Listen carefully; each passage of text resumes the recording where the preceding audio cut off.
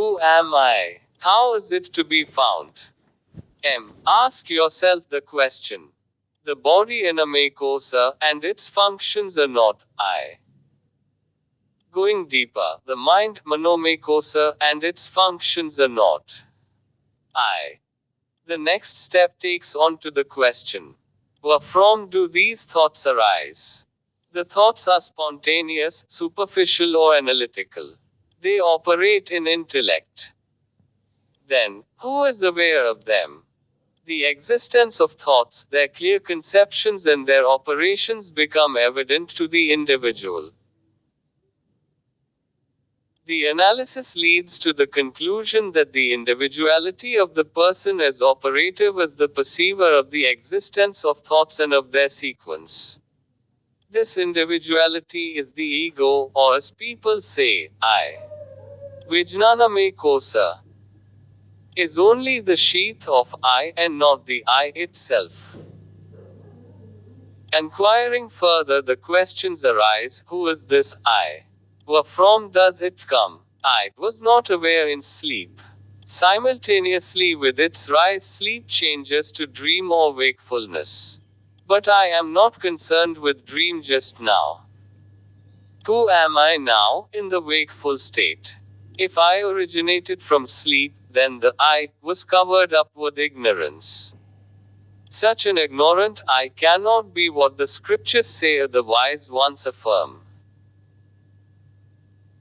I am beyond even sleep. I must be now and here and what I was all along in sleep and dreams also, without the qualities of such states. I must therefore be the unqualified substratum underlying these three states, anandame kosa transcended. I is, in brief, beyond the five sheaths. Next, the residuum left over. After discarding all that is not self as the self, Sat Chit Ananda. D. How is that self to be known or realized? Transcend the present plane of relativity. A separate being, self, appears to know something apart from itself, non-self. That is, the subject is aware of the object. The seer is drik, the seen is drishya. There must be a unity underlying these two, which arises as ego. This ego is of the nature of chit, intelligence, achit, and sentient.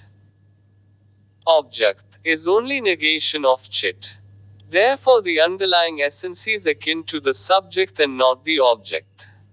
Seeking the drik, until all drishya disappears, the drik will become subtler and subtler until the absolute drik alone survives.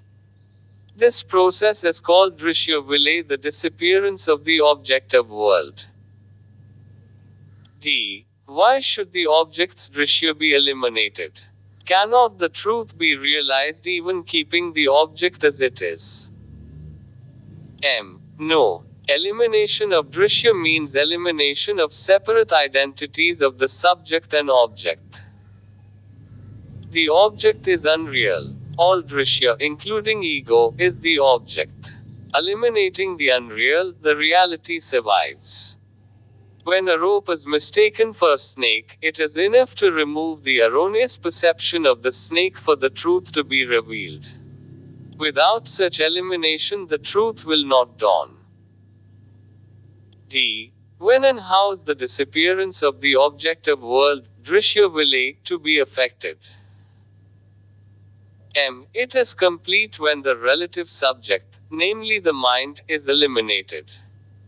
The mind is the creator of the subject and the object and is the cause of the dualistic idea. Therefore, it is the cause of the wrong notion of limited self and the misery consequent on such erroneous idea. D. What is this mind? Mind is one form of manifestation of life.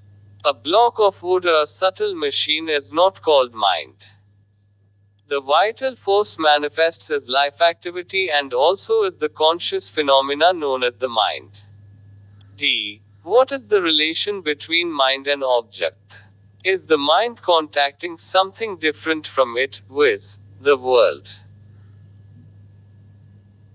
The world is sensed in the waking and the dream states is the object of perception and thought, both being mental activities. If there were no such activities as waking and dreaming thought, there would be no perception or inference of a world. In sleep there is no such activity, and objects and world do not exist for us in sleep.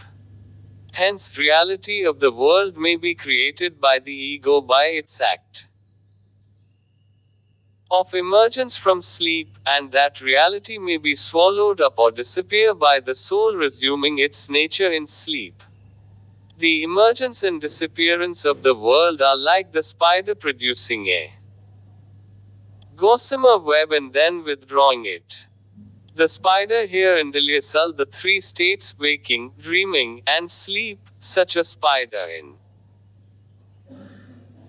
the person is called Atman, self, whereas the same with reference to the world, which is considered to issue from the sun, is called Brahman, supreme spirit. He that is in man is the same as he that is in the sun. Sa yaschayam purushe yascha savaditye saika. While self or spirit is in manifest and inactive, there are no relative doubles, e.g., subject and object, drik and drishya. If the inquiry into the ultimate cause of manifestation of mind itself is pushed on, mind will be found to be only the manifestation of the real, which is otherwise called Atman or Brahman. The mind is termed Sukshma Sarira or subtle body, and Jiva is the individual soul. The Jiva is the essence of the growth of individuality. Personality is referred to as Jiva. Thought or mind is said to be its phase, or one of the ways in which the Jiva manifests itself, the earlier stage or phase of such manifestation being vegetative life. This mind is always seen as being related to, or acting on, some non-mind or matter, and never by itself. Therefore mind and matter coexist.